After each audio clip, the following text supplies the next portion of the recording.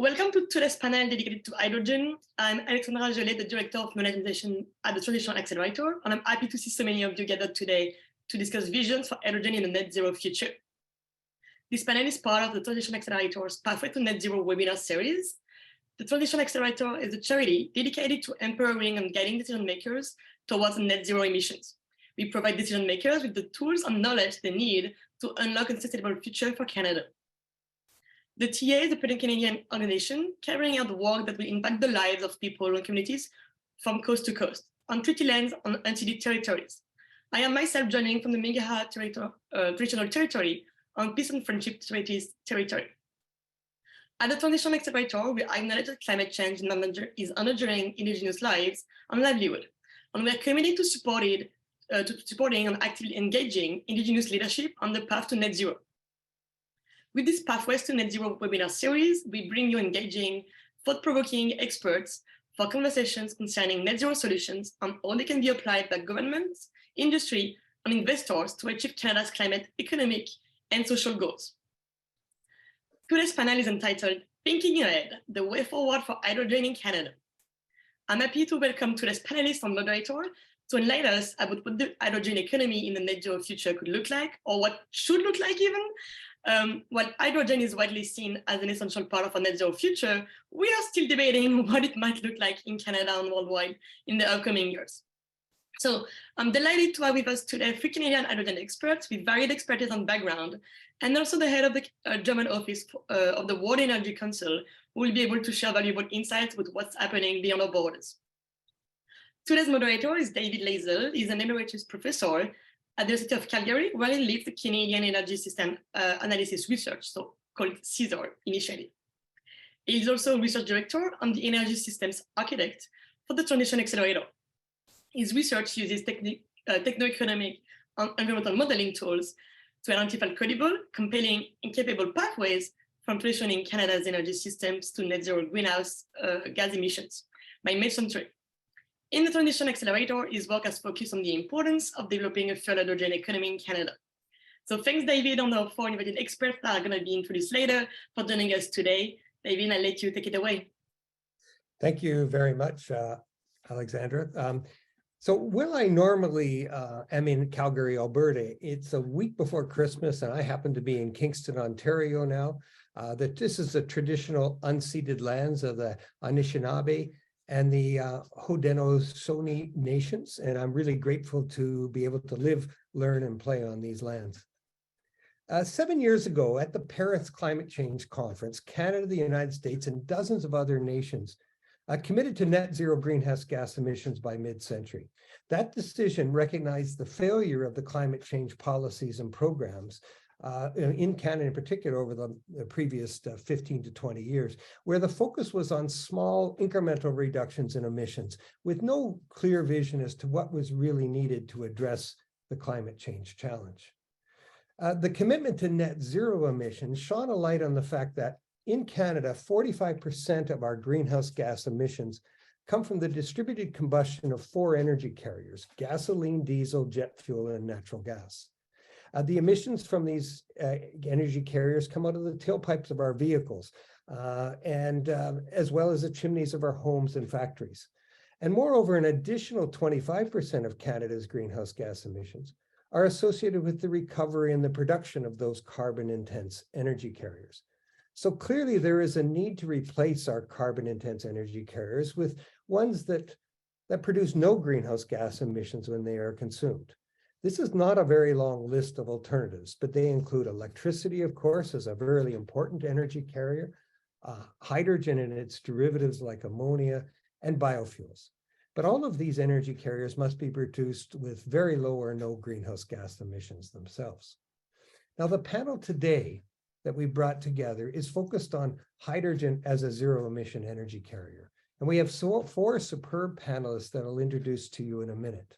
I'll be asking each of them to start off the presentation today by providing about 5 minutes of opening comments on their visions for a fuel hydrogen economy in Canada, what markets it will serve, and how the hydrogen will be produced and how large this market will be.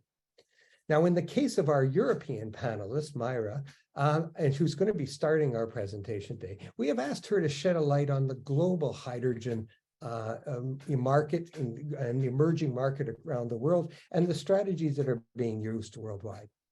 So the four panelists I'm going to introduce now, and then we'll hear from each of them in a presentation, then we'll start to take questions. And I would ask, as they're giving their presentations, start thinking about the questions that you would like to ask them and put them in the Q&A box at the bottom of the screen. So put them in the Q&A. Please don't put them in the chat box. We'll use it to talk to each other, and but use the Q&A for questions to the panel. Myra Kusch is the head of the German Office for the World Energy Council. This is a nonprofit that engages energy leaders from around the world to promote the sustainable supply and use of energy for the greatest benefits of all people. Myra worked as a senior consultant for energy, environment, and mobility at the EPA European Berlin, Brussels Political Affairs, as well as a policy advisor in the Committee on the Environment for the European Parliament in Brussels and Strasbourg. She holds a master's degree in international studies and peace and conflict research and a bachelor's degree in European studies.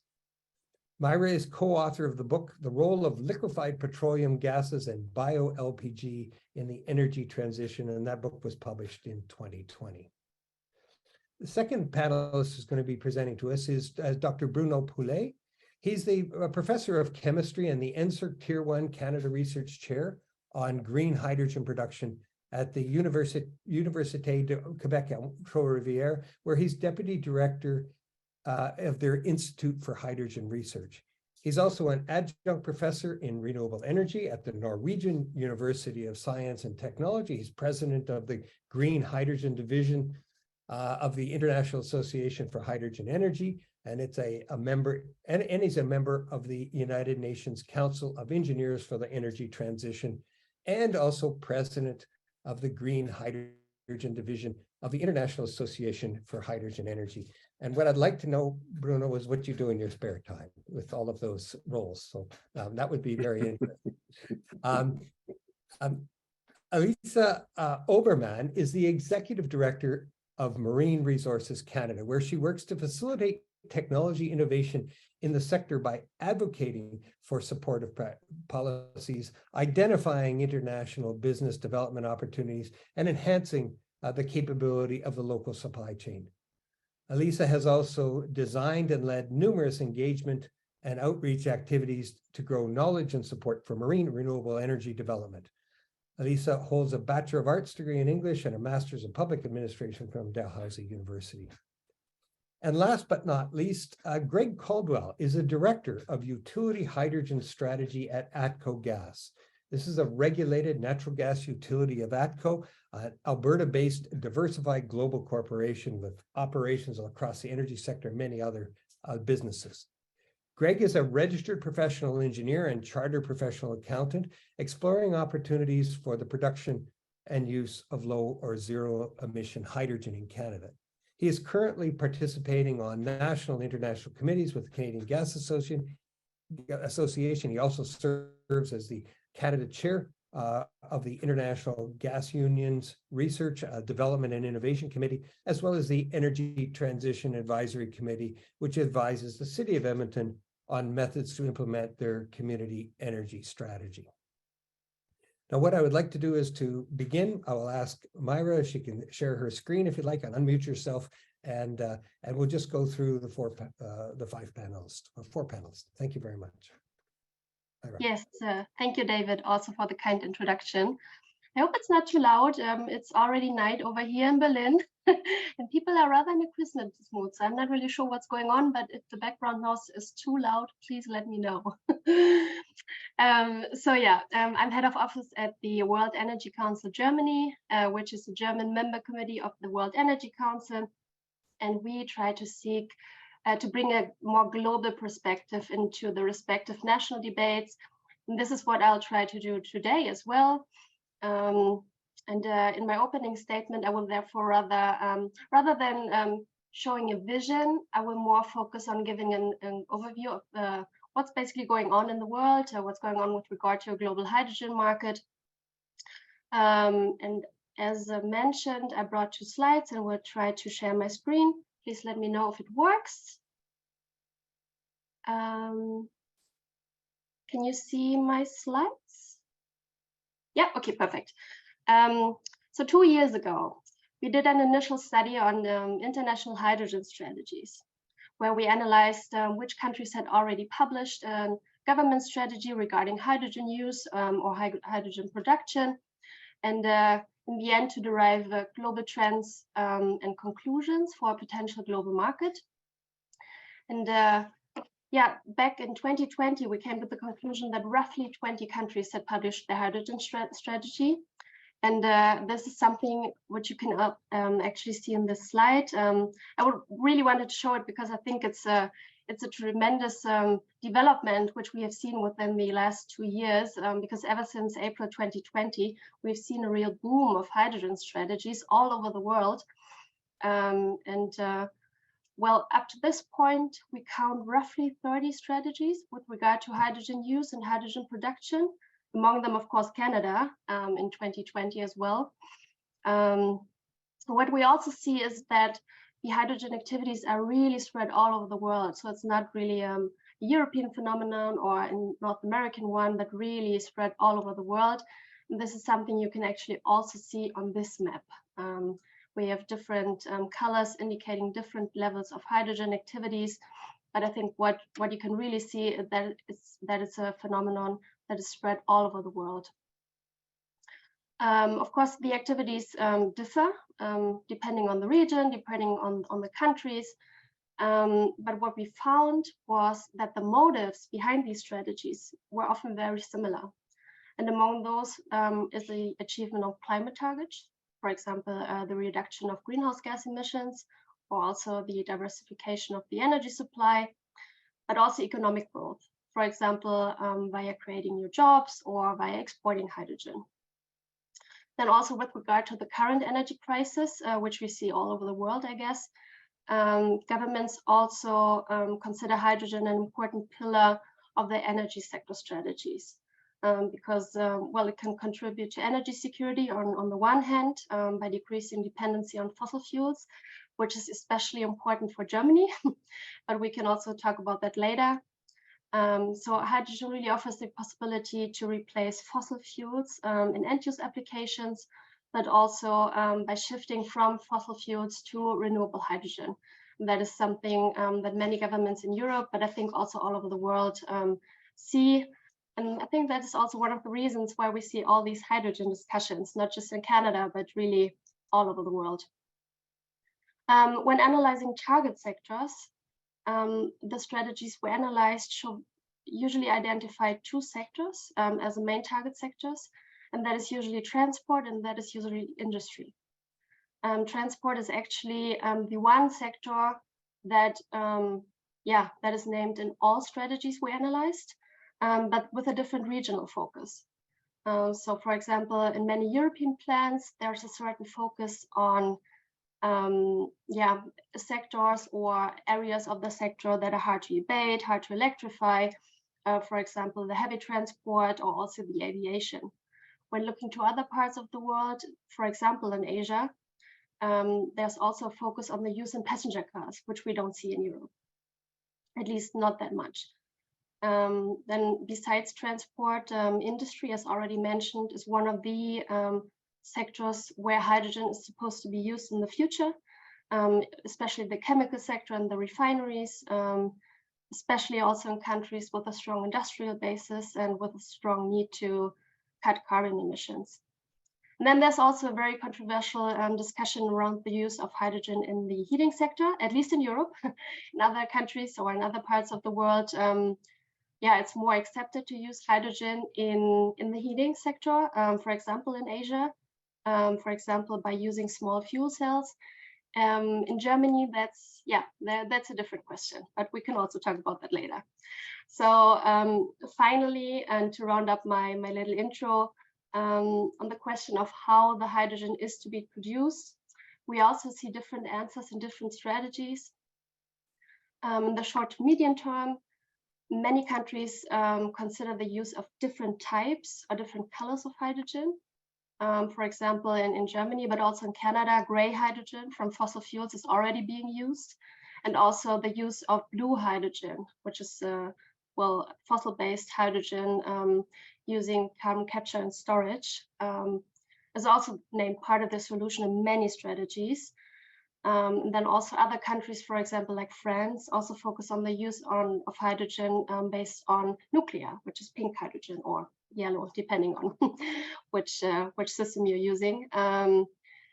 But in the long term, that's what we saw in the long term, saying until 2050, most strategies stress the use of green hydrogen, so hydrogen from renewable energy. And I think that is something very distinctive for all the strategies, also with regard to reaching climate goals.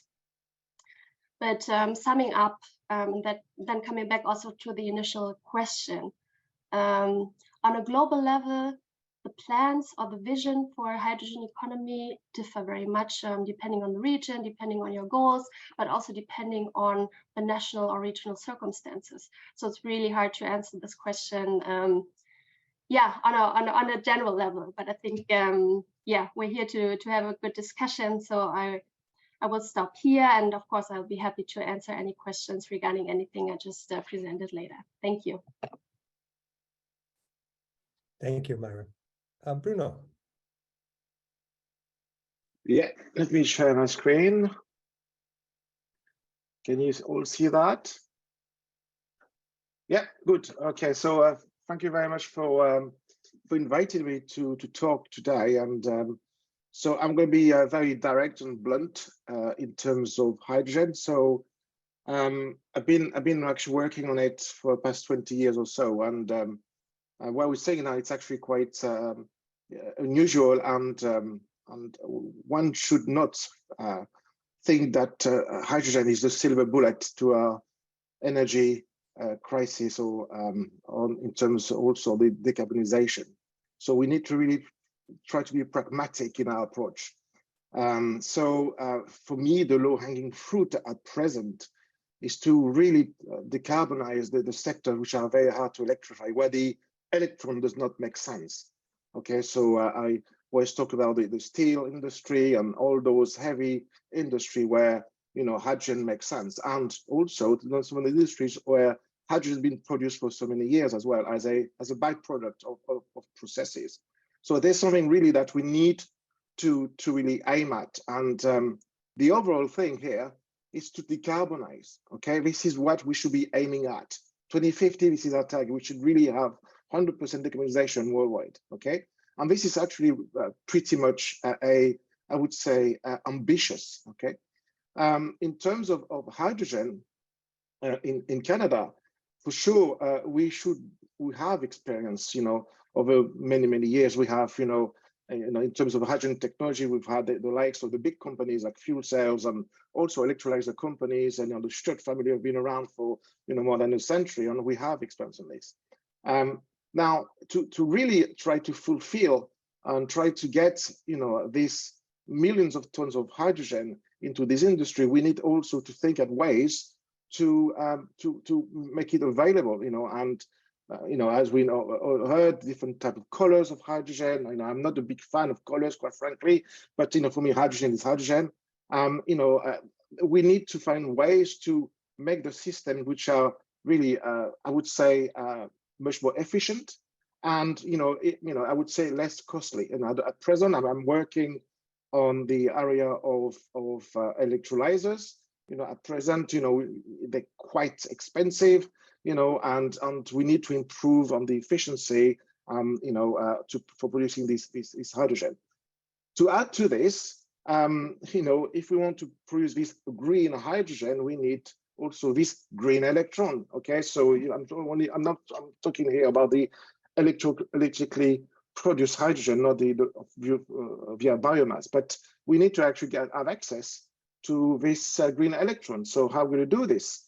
Okay, the thing that for sure that we are very blessed in Canada is that we have, you know, a lot of land. We know it could eventually increase the capacity of renewable energy system. You know, it could be wind farms and photovoltaic whatsoever, whatever. Yeah. But at present, we need to really have those two going, in parallel. It's on the growth. The other point as well, if we want to produce this green hydrogen, we need also to have the big black box, which is called an electrolyzer. So if you look at on the Western world now, we have a few companies really in terms of, when you compare it to the capacity, what's needed in order to produce that, the 10 million, 20 million, 50 million tons of hydrogen, we need actually these electrolyzers. We now, for example, the IEA, the International Energy Agency, stipulated that by 2050, we need about 3,000 to 4,000 to 5,000 gigawatts of electrolyzers, and we are not there. We don't have that. We took in here a few gigawatts, worldwide, and to add to this, it's the same thing, the same with the lithium-ion battery technologies. We need to have access to these critical and strategic raw materials. Where we're going to do that? Having lived in South Africa for 3 years, where we try to add value to the platinum, the PGM, the platinum group metals, it makes sense. But there are 75, 80% of the of this PGM there, and the rest is in Russia and other places that you don't want to go, Zimbabwe, for example. So we need to actually have a full understanding on what we are getting into in terms of if we want really to deploy this hydrogen, in different sectors. But I strongly believe that hydrogen has specific uses, but it has to be really in particular sectors. And in fact, we need many different technologies in order to arrive to aim at this total decarbonization by 2050. So this is my very blunt, very direct, but I think we there, and I've seen actually, since the European Union, announcement of the strategy in 2020, it has been a kind of a domino effect. In fact, I've counted the other day, it's about 80, actually it's 80 plus, strategies on hydrogen who actually being implemented or are about to be implemented, or and it's quite impressive. So yeah, so this is my take on the whole thing. Great, thank you so much, Elisa. Great. So thanks very much, David and Alexandra and the Transition Accelerator for having me join today. I think mainly my comments today are really going to pick up on one of Bruno's points that he just made around, the fact that a lot of the strategies are pointed at green hydrogen, but we're going to need the green electrons and renewable energy to get there. So as you would have picked up from my bio, my focus with Marine Renewables Canada has been on supporting the advancement of the marine renewable energy sector in Canada. So offshore wind, tidal, wave, and river current energy. And we're a national association with about 140 members. A lot of them focused on that sector per se, but more and more are getting involved in hydrogen development. And we have a number of hydrogen developers that are working both in Canada and internationally. So a large part of our work has been on identifying markets for marine renewables and advocating and facilitating market development. And so in the past, much of our focus was on development of marine renewables to meet future clean electricity needs for the grid and also for displacing diesel use in remote communities. But as I'm sure a lot of sectors are experiencing, especially in the renewable and clean energy world, the past couple of years, green hydrogen has really become a major focus for us. So one of the major reasons for that is that marine renewables can offer the scale needed for hydrogen production. So large scale projects will be needed to produce the volume of hydrogen required, especially when we're looking at meeting export demand, but also domestic use. We're going to need a lot more renewables to do that. And as has been said, also Canada has tremendous untapped potential in renewables and also in marine renewable energy resources that can be used for this purpose. So when it comes to green hydrogen or ammonia production, offshore wind is particularly attractive for developing at the scale required. And so you may have seen in the media, recently, there's been a lot of discussion around Atlantic Canada and offshore wind and green hydrogen. And so one of the main reasons for that is we have some of the best offshore wind resources in the world in Atlantic Canada. They actually rival those in the North Sea, which is known as one of the leading locations and jurisdictions for offshore wind development. But we also have some of the prime, locations for both fixed and floating offshore wind projects. So globally, if we're talking about green hydrogen and where that's going to come from, you'll see that there's also a lot more discussion around offshore wind being used for that. So there's a few examples of that. The Aquaventus project in Germany, which is a 10 gigawatt offshore wind project set to produce about 1 million tons of green hydrogen. North H2 in the Netherlands is another one. And then in our neck of the woods, in Canada, Nova Scotia has also announced a target of 5 gigawatts for offshore wind, with green hydrogen being really the main market that target is focused on delivering to. So definitely very exciting times. But a few things I wanted to offer in terms of, how do we build the hydrogen economy and things we need to think about. And it goes back to this idea of, how do we get to that point where hydrogen is being produced? So, first, I think we need to focus on both domestic and export opportunities and really be smart about how we do that. But obviously the Canada-Germany Hydrogen Alliance really spurred some excitement around that export potential. And my sector and membership have been really focused on how to meet and help that commitment.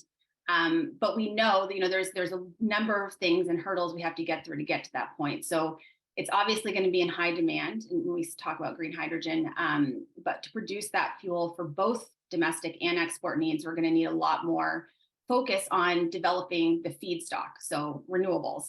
And so as much as we need to focus on, how we're going to build the hydrogen sector using the right policies and market incentives, how we're going to build the supply chain and infrastructure, I think a key part of the conversation and discussion really needs to be around how, what types of supports and policies are needed to develop the renewable and clean energy to support hydrogen production. So I think the two, my final comment is this, that the two are really, they go hand in hand. And a comprehensive strategy for hydrogen also means, especially green hydrogen, it means a comprehensive strategy for renewables and clean energy production. I'll leave it at that. Thank you. Great, thank you, Lisa. Greg, over to you.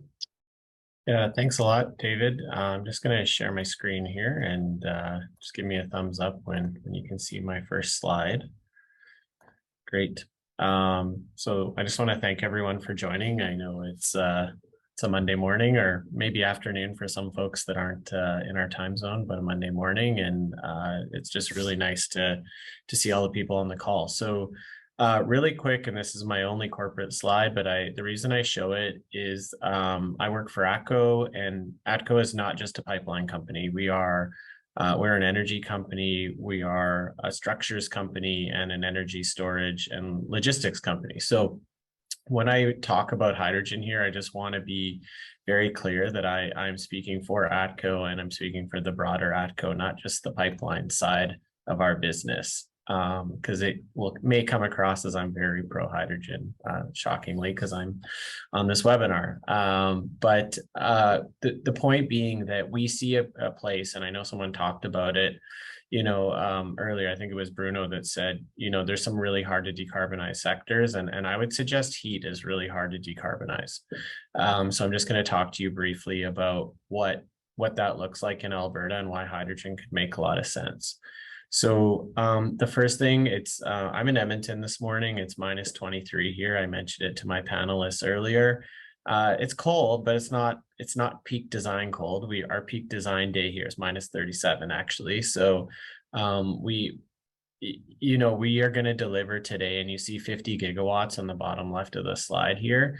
We will deliver close to that today on our network, not quite there. The electric grid is also peaking right now, and it does about 11 gigawatts. So just, remember those things as we get through these slides here. ATCO takes net zero and energy emission reduction policy seriously. We really want to see things progress, not only through our electricity business, but also through our gas business, where we can really contribute to meeting net zero. The thing on this slide I want to point you to is we've publicly come out and stated that we want to reduce our customers' greenhouse gas emissions by 2 megatons by 2030. So that would be our scope 3 emissions. So that's a 2 megaton reduction on the emissions directly related to natural gas consumption. You also see on this slide, there's also a number of other goals where hydrogen, solar, wind, etc. Come into play.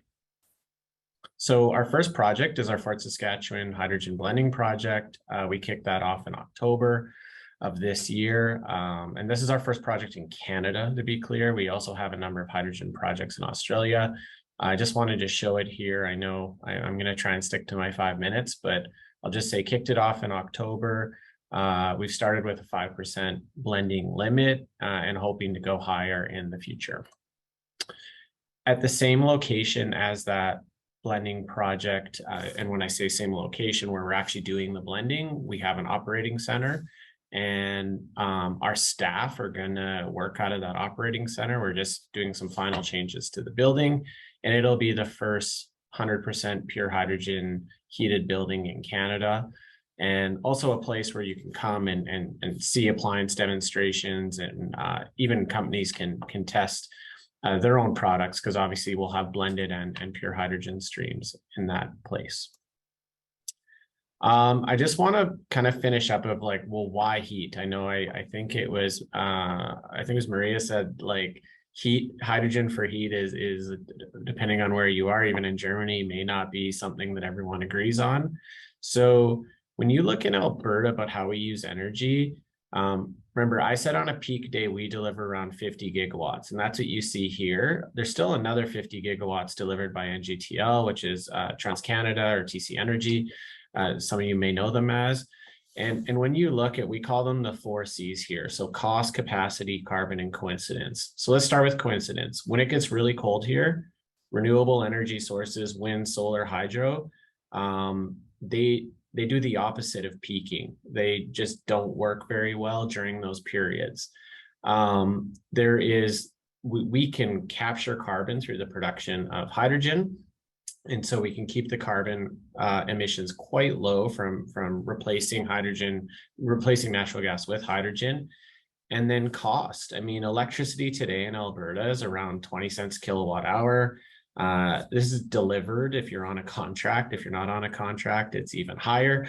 Natural gas delivered, this is fully delivered, it's 4 cents kilowatt hour. So even with hydrogen blending, or in some cases even full replacement of hydrogen, we're still quite a bit cheaper on a cost perspective than full electrification. That may be different where you live, but I can just say in Alberta, electricity prices cannot compete with gas prices, and we don't believe it will compete that well even with hydrogen prices in the future. And then capacity, I mean, peak natural gas, so let's just call it peak heat demand, is 3 to 8 times electric demand. So if we're going to go build out an electric grid for peaking days, that's going to make electricity extremely expensive. And last here, I know I'm out of time. I just want to show the life cycle emission intensities of blue hydrogen compared to like solar PV or nuclear wind. You see, I put it in blue here, where comparing it to solar PV. That's considered renewable energy by most people, I assume, on this call. And you see blue hydrogen is right there on a life cycle carbon intensity. So I just think it's really important that we look at that and go, well, that can be part of the solution. This is my last slide. I know I said I was out of time. I will actually finish on this one. And this is what we hope to get done kind of over the next decade. So we're hoping within the next couple of years to be able to demonstrate 20% blending, as well as pure hydrogen beyond our operating center, like some sort of community. And I know we already have pure hydrogen communities being demonstrated in the pilot scale in Europe. And then later in the 2020s to actually have our network built out so that we can do blending in Edmonton and Calgary. And it's not just Edmonton and Calgary, but that's what we've decided to focus on now, just because of where the infrastructure is and beyond that. So that's all I have. Thank you. Great, thank you so much. So we've got a number of different presentations. We've talked, what I'd like to do is the first question in a discussion is really come back to the idea of what the market sizes are and the possible different markets. Because we've heard when Bruno presented, he talked about the possible difficult to decarbonize sector. He talked specifically about steel industry, and I would assume fertilizer on the chart. He talked there was a fertilizer industry. There's some questions. I mean, so that's certainly one industry. The calculations we've done is that's a few thousand tons a day of hydrogen. It could be, as talked about in those across Canada. If we talk about the transportation sector, and I'm only looking at heavy duty transportation, some of the work that we've done has suggested it's closer to 16,000 tons a day would be needed to support heavy duty transport. That's trucks and trains and maybe some airplanes. It could be even higher than that, depending, and that's keeping away from smaller cars. Space heating, Greg, I mean, you talked about space heating, even at only looking at perhaps 50% of the natural gas demand in Canada, would get us into 17,000 tons a day, at least in the calculations we've done. Industrial heat, right? There's a possibility of, companies that need heat for industry. We're talking, in the calculations we've done, 10 to 20,000 tons of hydrogen a day. So now, the Canadian national strategy for Canada talked in the range for a domestic hydrogen strategy, about 56,000 tons a day, about 22 million tons of CO2 per year. What is that a number? So I'd like to go around the panel and just say, these are large numbers. They are going to require a large infrastructure to achieve it, some transformative change. Are these the numbers that everybody's thinking of, or are they too high or too low? And I've even talked about export markets, and Elisa was talking about the opportunity to export, and certainly the work that, you scratch the surface and what the government's talking about in the German arrangement. One could easily go to 10, 20, 30, even 60,000 tons a day of hydrogen being produced for export as ammonia or as hydrogen. So these are very large numbers. Is that the scale we're looking at? Anybody want to comment? Is it, regardless of how we make it, let's talk about what the scale of the market is. Bruno, the question, David, where did you get those figures from? What are your sources? Well, the sources, we've got our own models, but they're the same sort of information that were in the, this is based on the 2019 Energy System of Canada, and just basically looking at what proportion of that could go to hydrogen and what requirements would be for hydrogen production. We could, perhaps argue about but certain, whether we're 10 or 20% out or 30% out, but what we're talking about is tens of thousands of tons of hydrogen. The Canadian strategies, most of the regional and national strategies are all talking in many thousands of tons, unless, of course, one's talking about a very much restricted market, right? So it depends on what market we're talking about. So maybe, what markets are you looking at here? I mean, Myra, you were talking about millions of tons a year of hydrogen being produced and moved around Europe, right? So I don't know and I think some of getting your grips on the size of the problem will really help you to focus on the strategy we need to actually achieve. I think it's really hard to answer this question in a general way, because it really depends so much on assumptions, and every single study gives different assumptions and therefore a different number for demand. And we've just seen it in Germany, or we're just seeing it at the moment, actually, because when we published our hydrogen strategy back in 2020, it was listed that our demand for 2030 is around 90 to 110 terawatt hours. So we're talking terawatt hours, not million tons. And now we already see that this demand in the revision of the hydrogen strategy, which is going on at the moment, was already elevated to around 130 terawatt hours a year. So it's really hard to say, because the market is changing very quickly, and it's really hard to tell where we're going to be in, in 2030. That's not too far away, but still hard to measure it. And yeah, then in the end, it's always coming back to the assumptions. So every single study will give you a different number. So I think we can all agree on, depending on in which sectors the hydrogen is to be used, the numbers will vary, but we will need a lot of hydrogen if we have to decide that we want to use it. And I think many countries agree on it. I completely agree with you, Mayor. If I may jump in, I think we assume a lot at present, and we don't have really, I would say, some very hard numbers, like some really, in depth. We can't tell you actually how many, tons or millions of tons per day, let's say, we need, and this is really like quite frustrating and somehow, because we need, the industry needs those numbers. We need those numbers in order to actually speed up, in terms of, deploying those technologies, and also the hydrogen in different sectors. But yeah, I mean, this is, again, extrapolation is great. Okay, you can do a lot with some graphs, so, but yeah. Other thoughts? Anybody else want to comment on the scale? I mean, part of this is, Greg, do you have any thoughts on that?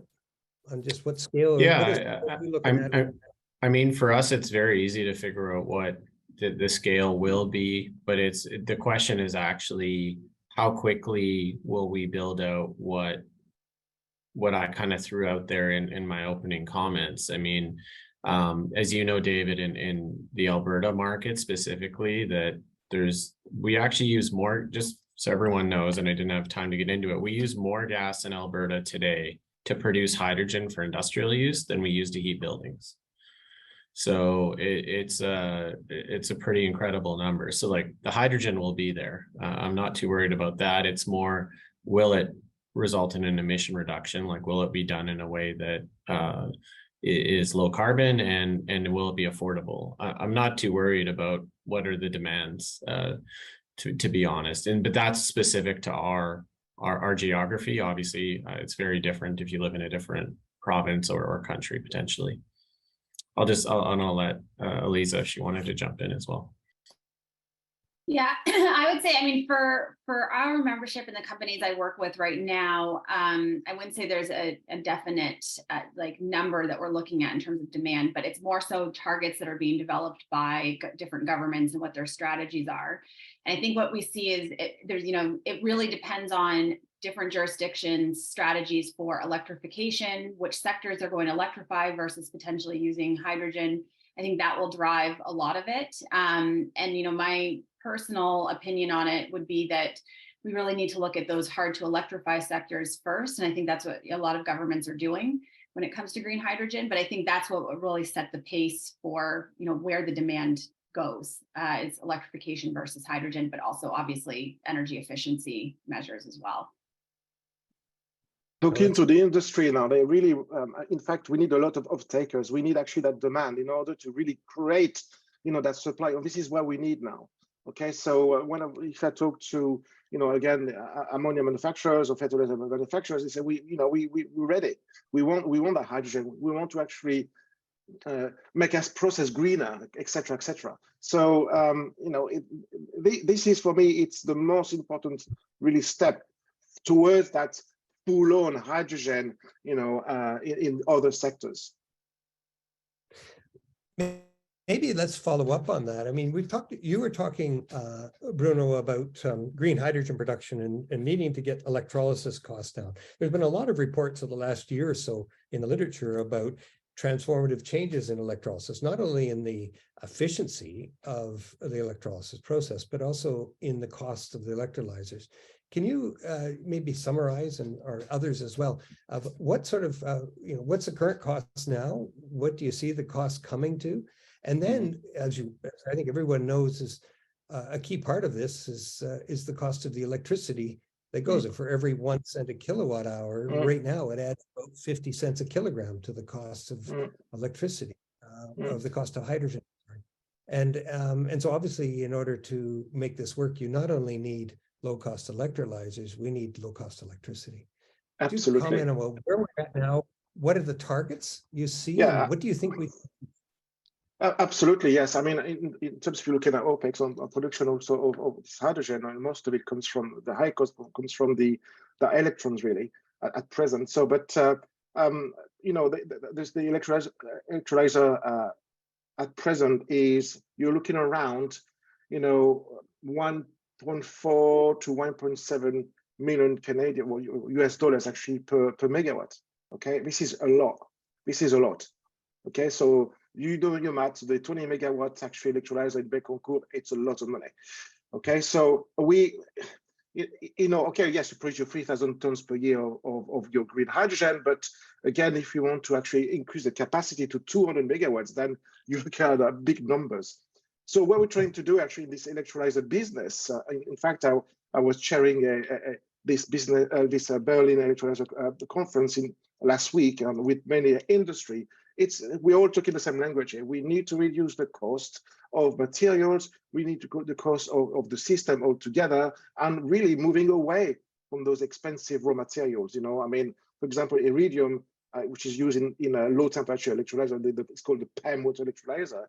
You know, you're looking about 130, 150, you know, US dollars per gram, and you need a lot of iridium in a 20 megawatt, you know, electrolyzer. So we are looking at, first of all, lowering the cost, improving the efficiency.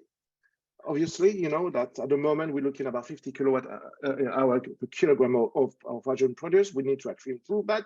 There's targets we're looking at, you know, in the 40s, you know, we have, you know, if you look at the USDA targets, but also the European target, and this is really quite aggressive. You know, we're looking at really around the 40s. And then obviously, the thing now to bear in mind, we need to be smarter in terms of the manufacturing. Okay, at the moment, you know, if we want to really deploy this, you know, high capacity of electrolyzers, you need to actually produce those giga factories of electrolyzers, you know, all over the world. So, you know, we're not there on this. You know, we need to really speed up this you know, implementation. And we need also a funding mechanism to do that. You know, at the moment, I don't. Please, you know, maybe I'm wrong here, but in Canada, we don't talk about gigafactories or for electrolyzers yet. And we talk even more importantly on a fuel cell, because if you are using, obviously, you put your hydrogen, but also you need to also think about your fuel cells, okay? Especially for the, you know, if you wanted to have the system in those big lorries, you know, the class 8, etc. You know, so you know, it's quite yeah, it's a bit frustrating, but we get in there. But we need to really think about how can we deploy this pretty quickly and in a intelligent, systematic, pragmatic manner. Myra, do you see that happening in Europe? Do you see is Europe really talking about gigafactories for electrolyzers and this sort of thing? Are they moving in that direction?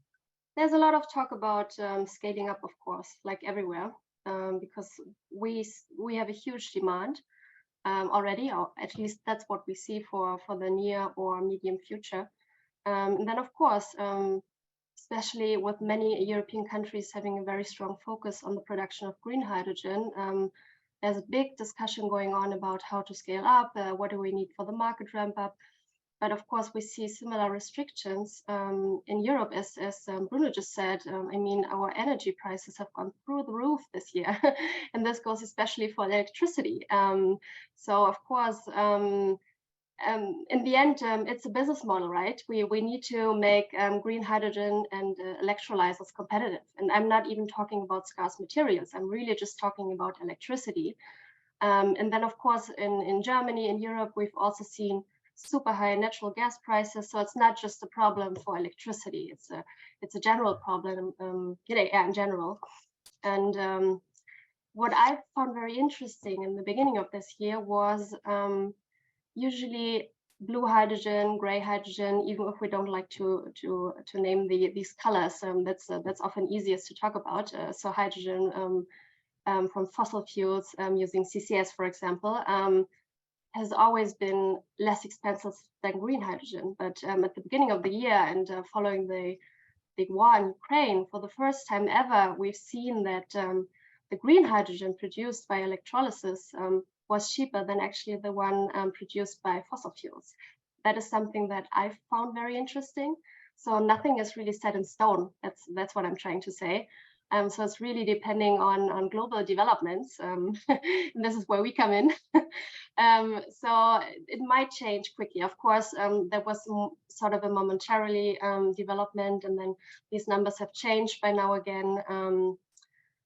But yeah, of course, we always have these discussions in Europe on competitiveness, on how do we get the market going, how do we get cheap electricity, what can we also do in terms of funding, government funding, to make green hydrogen more attractive. And that is really a huge discussion going on in Germany with the H2 Global program, which I can also talk about a little bit later. But yeah, it's definitely important to ramp up the whole market, especially with regard to renewables and renewable hydrogen. Right. So there's I'm going to go to some of the questions we've been asked because we've got quite a number of them, 17 or so questions. So let's see if we can get through a few of those. Is there any comment on pyrolysis, methane pyrolysis to make hydrogen? What opportunities would that open? And in what's the current state of the technology there? And are we going to be seeing something coming fairly soon? Greg, I know you've thought about this quite a bit. Do you want to comment on that?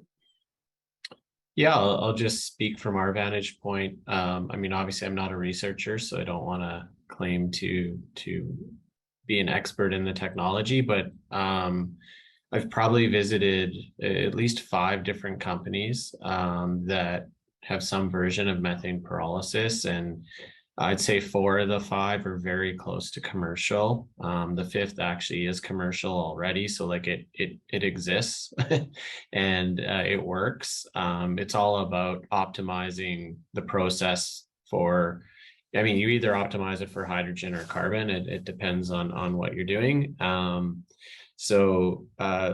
think there's 2 major issues. One is how do we handle all the carbon that's going to be produced? So if we do it at scale, I mean, there's massive amounts of carbon.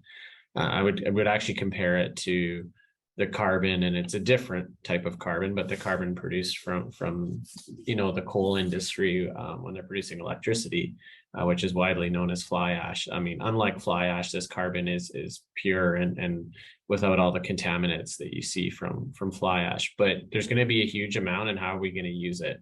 And I think there's some real opportunities to use it to replace things that create a lot of emissions today. And I also think that it potentially could be the lowest cost production method for hydrogen in a lot of areas that have abundant natural gas. So that's the thing I'll leave folks with, but I don't want to make, sweeping claims just yet until there's more than one commercial company doing it. Right. I think that's good.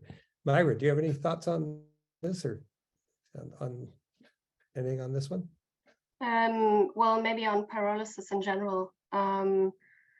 What we see, or what we saw when analyzing the strategies, was that is not something that is envisioned in every country. I thought that was interesting.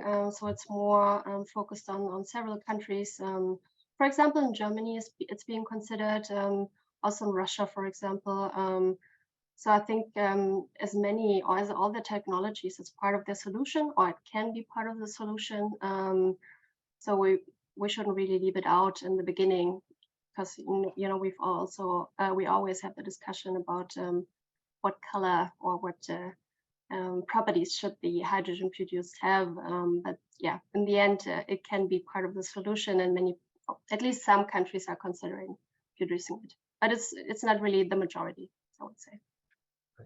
Great, thank you. We're going to try to get through as many questions, so keep your answers short, please, if that's possible. What I'd like to do, maybe, Elisa, I could ask you, you were talking about of using renewable energy to create hydrogen for export. Can you talk a little bit about what is being thought about in terms of how one would produce for export? And then what about putting hydrogen on a ship, as in whatever form, and then what's the overall greenhouse gas emissions associated with shipping hydrogen? Is it that important? No, thank you. And I don't know if I can speak specifically to the amount of emissions, but I can hopefully provide some general thinking there. So I mean, I had referenced the fact that in Atlantic Canada, a lot of the focus for green hydrogen is export. And a lot of that has to do with, I mean, when we think about smart policy and demand, a lot of that has to do with the fact with demand. So Atlantic Canada doesn't have a huge population, but there's a huge opportunity for, you know, export and, you know, maybe also use in other areas of Canada. So I think that's what's really driving it. I think there's a lot of work, and this isn't, you know, this isn't a very specific answer to your question, but I think there's still a lot of work that needs to be done around those questions with transportation and shipping. And to me, ultimately, it comes down to, I mean, obviously there's, you know, there's concerns around regulation and safety and those things, but from a net zero impact, you know, perspective, I think what it really comes down to is how do we reach our net zero targets? What is the best way to do that? And, you know, there isn't going to be, to your point, I think, David, you said at the beginning, a silver bullet, but there are definitely going to be things that help lower our emissions, which I think hydrogen, you know, presents. Great. Other comments? Quickly? All right. So would you just at least maybe one other comment? Is it, you see mostly is it ammonia? Is that, I know that's what was talked about with the German Chancellor was here. Do you see that as the Yes, exactly. predominant form for hydrogen movement? Yeah, that's exactly what most of our members are looking at that as for the export potential. Yes. Excellent. Okay, so then there's a question from Pierre-Olivier Pinault. Hydrogen will require new production, transportation, distribution, and storage facilities, as well as new vehicles to be used in the transportation sector. These are huge changes. Why not switch to a 90% less energy consumption transport for long-haul freight? Is the logistics of hydrogen easier to set up than a ban on long-haul trucking in favor of train and marine transportation? Does anybody want to venture? You know, I mean, I think what Pierre's saying is maybe we just go to trains and basically stop using trucks for long haul. That's something. I'll just jump in on our side. I mean, I may have not been clear on what I was talking about, but the whole reason we see hydrogen as being so impactful in emission reduction on the heating side is we don't need a bunch of new distribution and transmission infrastructure. We need some new stuff, but we can repurpose the vast majority of our distribution infrastructure. So where if we were to go and electrify or do something else on the heat side, you obviously do need a bunch of new infrastructure. So that's just one thing I want to be clear about. The other thing is with the idea of like banning long haul trucking. I mean, I don't know where Pierre is located, but I mean, at least in Alberta, like long haul trucking keeps us fed. Like we don't have the infrastructure to replace it with something else. So I don't think that's a practical solution here. At least it may work in some other parts of the world, but not here. I'll let my other panelists jump in. Okay, anybody else want to jump in on that one? All right, let's move on then. Sheena Heineman says, what policies and regulations need to be in place to ensure the successful adoption of hydrogen across multiple sectors? And what would be a realistic timeframe to implement these new policies and regulations to ensure success? Maybe that defines on areas, particular areas. I mean, policies and regulations on getting electrolyzers and green hydrogen out there. Bruno, what, and actually in getting the low carbon electricity to feed them. And also the low carbon electricity is going to need to feed our electric vehicles and our heat pumps that are going to be as well. I mean, we got a massive shift over in the energy carriers. We need both electricity and hydrogen. Have we got the policies we need in the investments already in place? I'm afraid not. We're far from it, but sorry, but we, if we compare that to the rest of, well, actually Europe, I think we have a lot to catch up to do on this point. But yeah, I mean, this is again a big elephant in the room here. I mean, it's yeah, what do you, Myra, what do you see as the most important policies that have been implemented in various nations that that have really helped some regions of the world to move faster in this space? I think it's not the one measure. It's more a bundle of measures, I'd say. I mean, one big part is funding, especially if you want to ramp up green hydrogen, because it's usually so much more expensive than just using natural gas or fossil fuels in general, and it's even still more expensive usually as fossil-based hydrogen. Therefore, the European Union and Germany has created, but is still in the middle also of creating a system of funding, of incentives to ramp up especially green hydrogen. In Germany, there are also talks about blue hydrogen, so at least during a transition period to also promote the production and also the import of blue hydrogen. But in general, there's a strong focus on the production of green hydrogen, and then also on the establishment of the infrastructure, the import infrastructure, the transport infrastructure, because it's so pricey. What we see is that we really need incentives to get the investments going. And then, of course, we have all these incentives. Europeans are a bit slow in terms of regulation because we always like to do things very properly, which means that it takes a lot of time, for example, to define what is green hydrogen in the end, what is renewable electricity in the beginning. And we've seen this discussion for several years now. And in my opinion, while we have these really good incentives on the one hand, we have barriers on the other hand. And I think, Canadians and also your US American colleagues are doing a very good job at the moment to also create different incentives while also creating regulation at the same time without talking so much. I'm neither commenting that the one or the other is better. That's just an observation.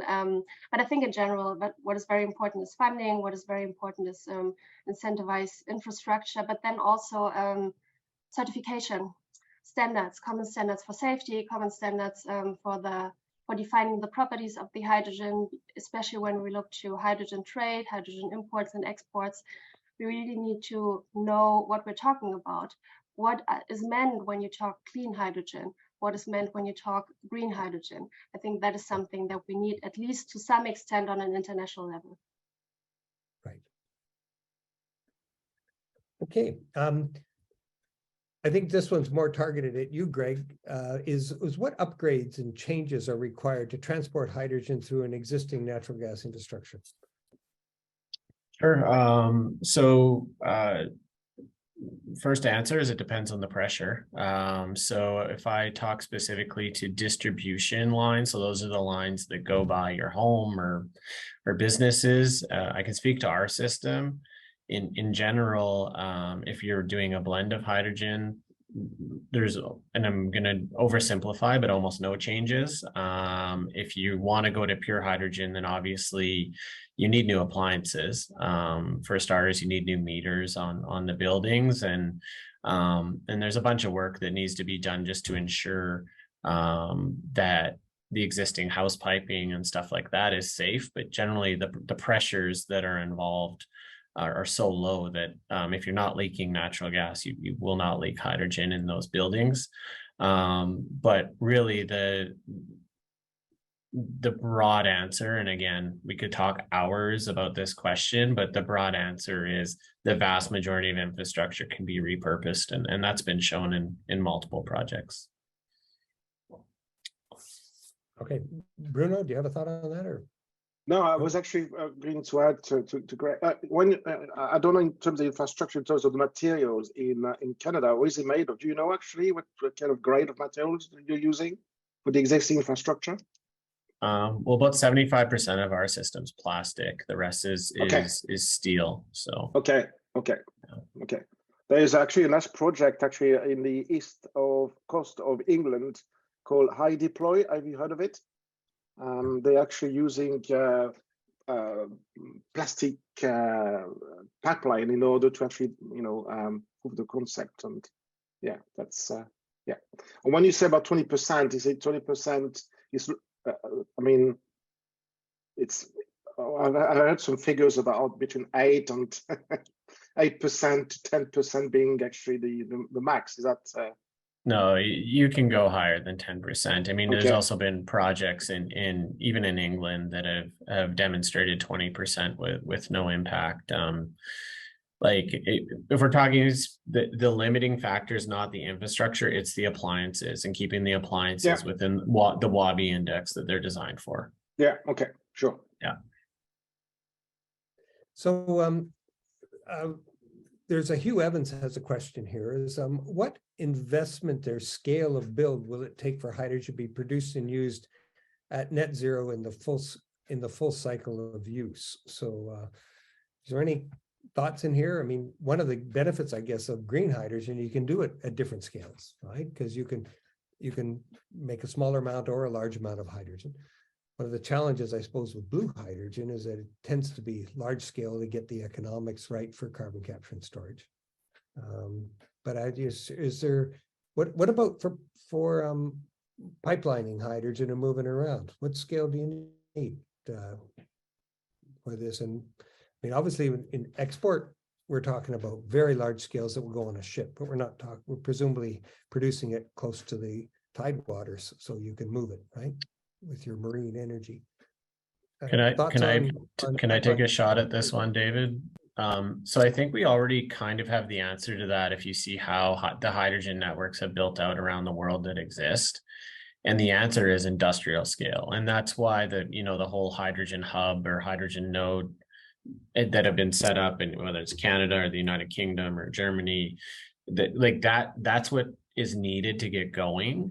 However, there's so much emerging technology, and it's not just on hydrogen, obviously distributed energy where, you can be smaller and more distributed. I don't think that is, that it has to be that way. I just think that's how we should start.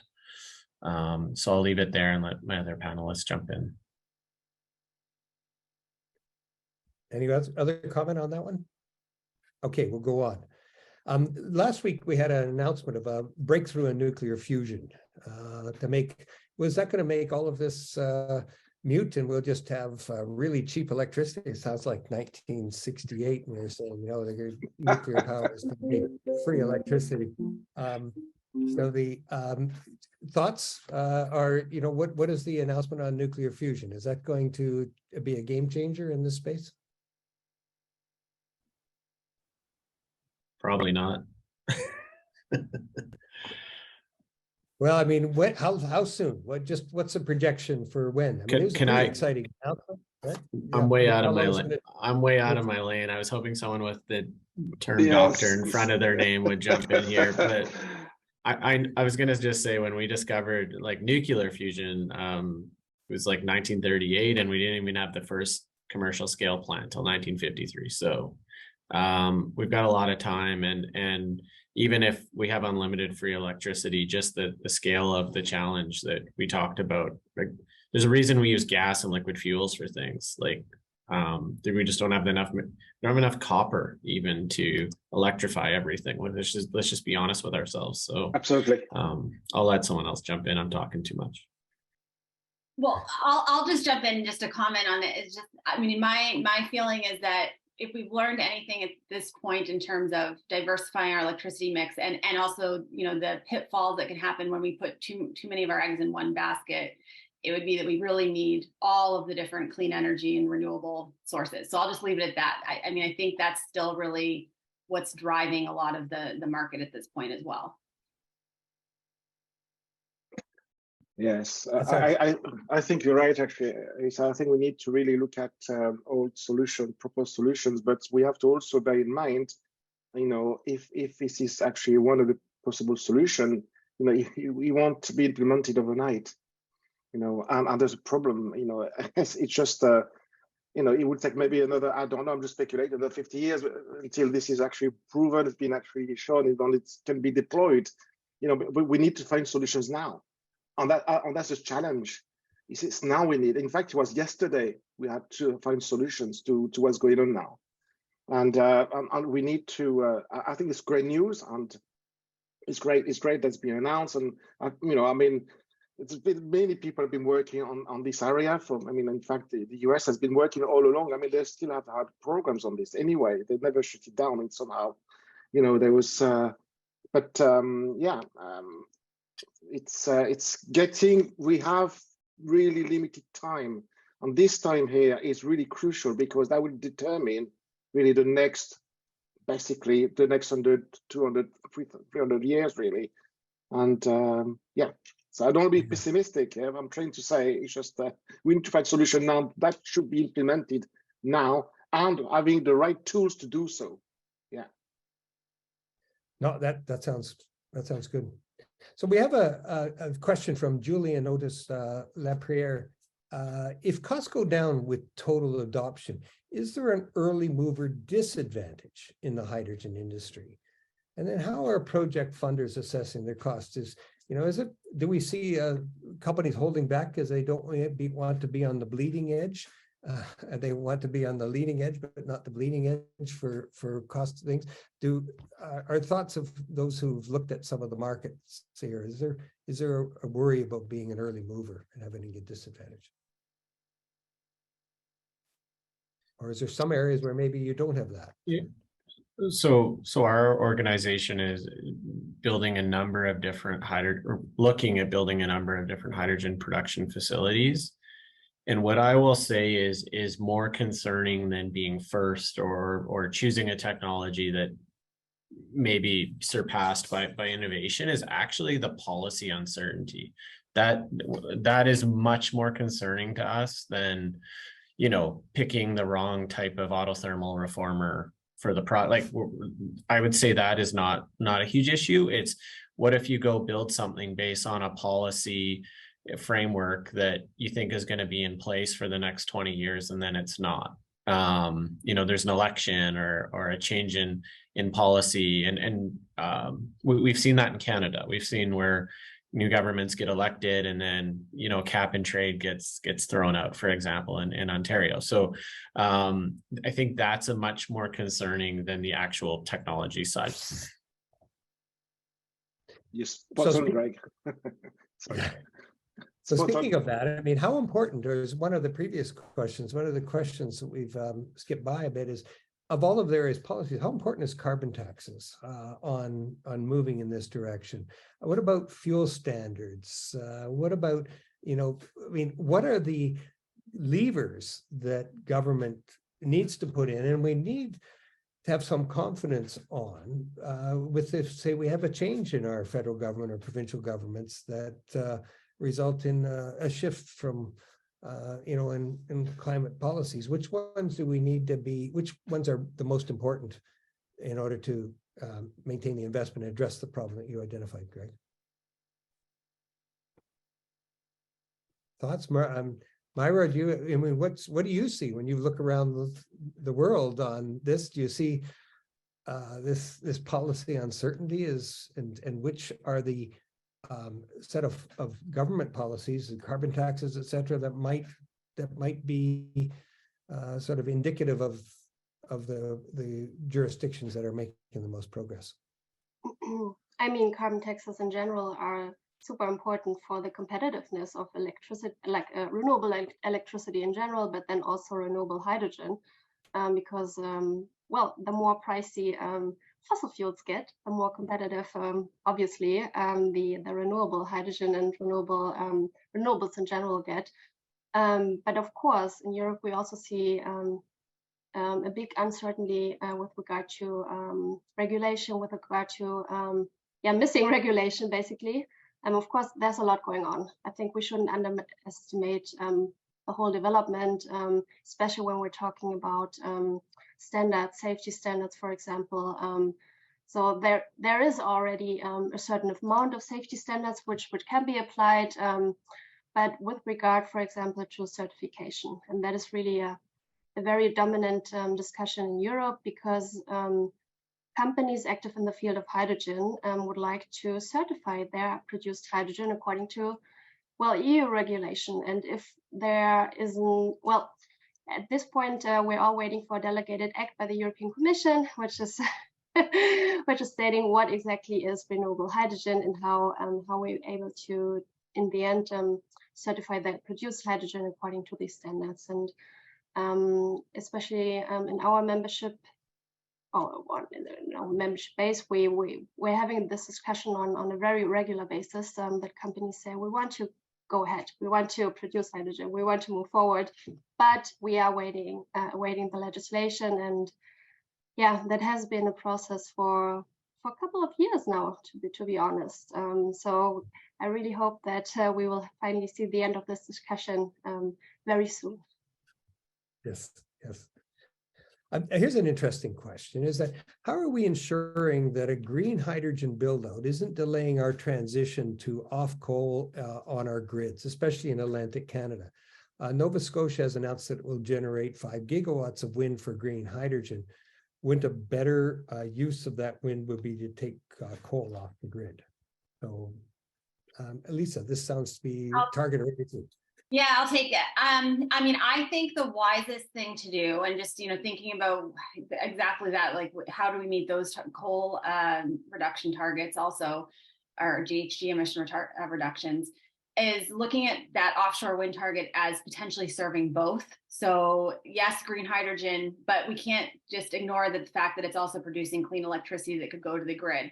So although we don't, I had mentioned we don't have the population here where we need 5 gigawatts of offshore wind, we could still be using some of it. So I really think the strategies have to be two-pronged and not just focusing on one market.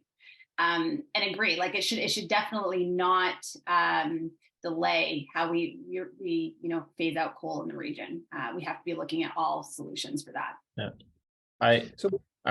I want to jump in here as well, just to support that answer. Like, I feel that the phase out of coal in Nova Scotia is, first off, it's a political decision. It's not just a technical issue.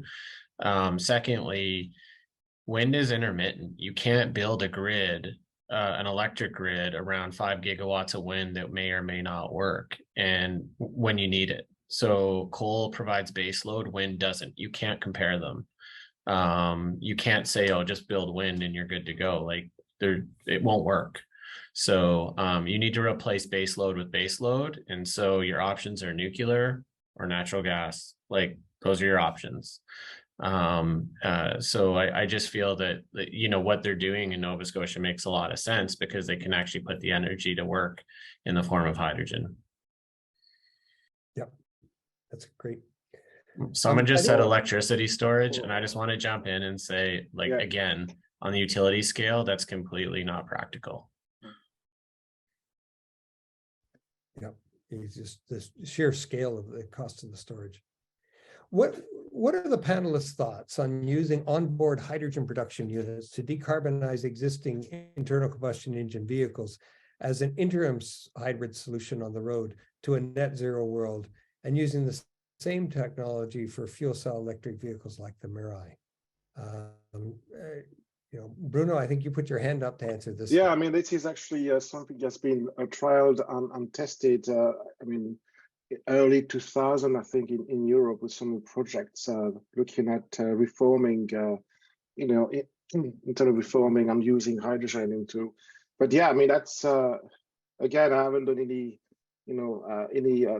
techno-economic analysis on this or any LCA, but any CO2 impact on this. But yeah, I mean, there's different technologies out there that you could think of, but at present, what the auto sector, I mean, the likes of Toyota, Honda, etc., Hyundai are pushing for the 80 kilowatt, 100 kilowatt PEM fuel cell system, because they've been working on it for so many years. I mean, I've been in this sector for more than 20 years, and I know that before that Toyota and Honda has been working, in the 1990s on fuel cell systems and for the auto sector, but.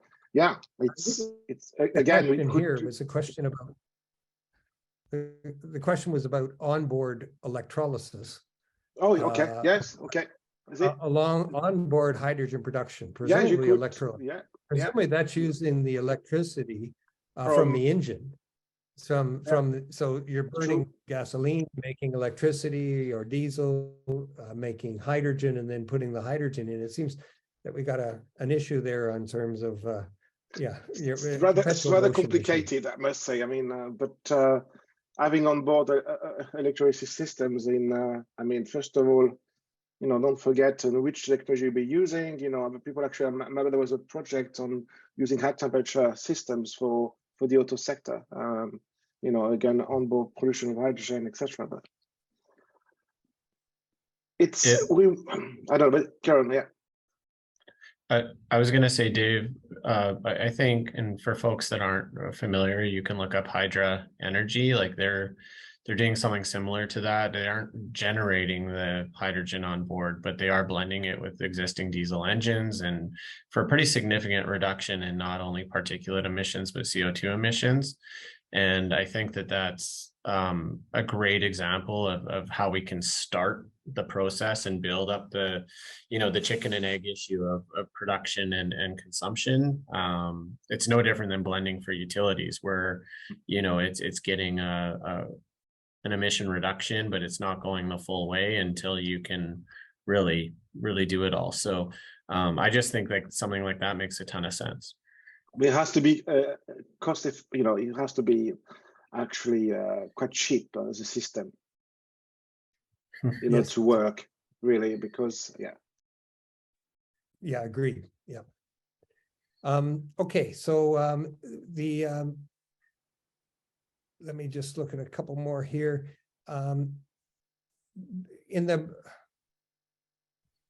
Here's one from Bruce Peachy. Have the hazards associated with handling of hydrogen outside of industrial setting been honestly assessed? I think the most deaths in refineries have been in the hydrogen units due to the broad ignition limits. Anybody want to grab that one on the safety issues? Well, I mean, pretty much every farmer in the world deals with ammonia or urea of some kind. So, I guess the answer is probably not. Like, have we looked everywhere at everything? Probably not. But I don't think that I don't think hydrogen is that different from natural gas. Natural gas is colorless, odorless, and highly explosive, and we put it into every building almost in this country safely. And actually, like, much safer even than electricity. Your chances of having some sort of incident with natural gas in your home versus an electrical fire is much lower. So I think the answer is, can we use hydrogen safely? And I think the answer is yes. But to Bruce's point, have we looked at everything? Probably not. Right. So there's another question, just the last one, and then we'll do a round table. Getting hydrogen to Tidewater is key for export plans. Rail seems to be an option. How do the federal and provincial bodies feel about this? And is it possible with the current fleet of rail cars, and how much do we need to scale up? We're probably talking about moving hydrogen as ammonia, I presume, presumably in something like a propane cars, but thoughts of it. Has anybody here done work on that and thinking about that? Elisa, I mean, in your work, you're looking at actually making hydrogen right on the Tidewater, so you don't need to worry about pipelining it and getting it to ships, because presumably it's being made right there. So. Yeah, there's been some discussion around using existing pipelines. So if you look at the offshore oil and gas or offshore gas infrastructure, and the fact that it hasn't, it's not being used now, there has been discussions about like offshore hydrogen hubs and using the pipelines for that. But in terms of analysis around that, I don't have much input or feedback to offer at this time. Okay, great. Well, what I think we might do now is just go around the table and just ask for maybe some wrap-up comments and assessments about what you, and maybe even in your response, I suggest things that the government needs to do and think about, and private sector should be focusing on in order to move this forward and try to really achieve the net zero energy future that we're all looking for. Myra, do you want to start? Sure. I think I've already said my fair share, especially with regard to regulation and the government support. I think in general, what we see is that there's still a lot of movement in the sector, and a lot of like people want to go forward. So we have to move now. Also with regard to other areas or like other regions of the world, because I'm basically speaking for Europe, I would say.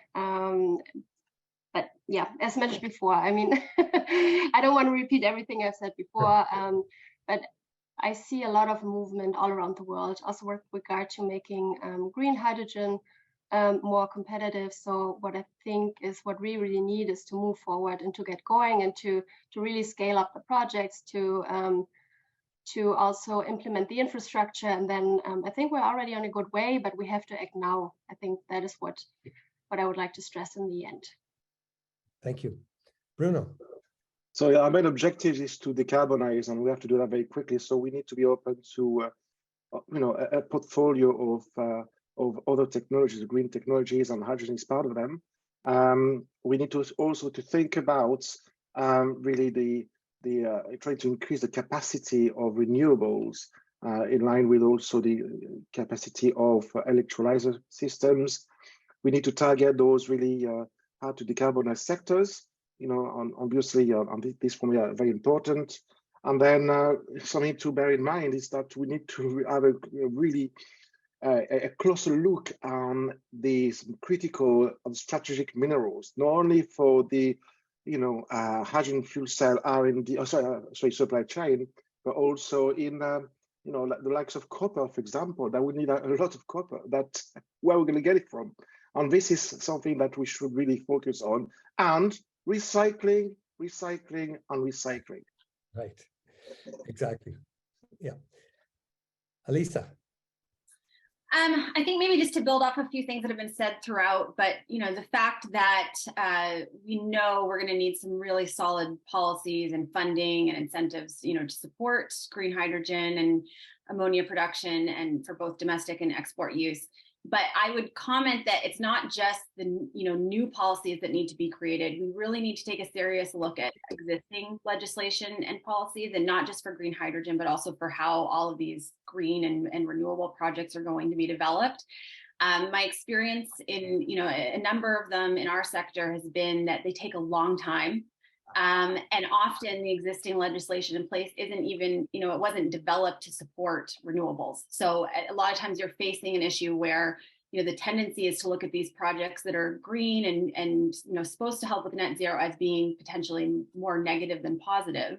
Obviously there's going to be negatives, but I think that's, the key thing here is we need to think about how we innovate, not just technology, but how we regulate and our legislation as well. Great, thank you.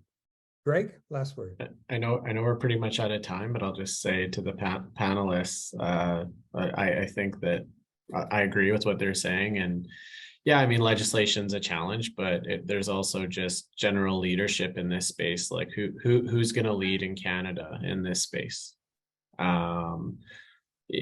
That's a big question. And I mean, even in Europe, I don't want to speak for the Europeans, but who's going to lead in this space? And there's a lot of challenges right now with just energy in general and energy costs. So it'll be really interesting to see how the next few years go and what we can get going.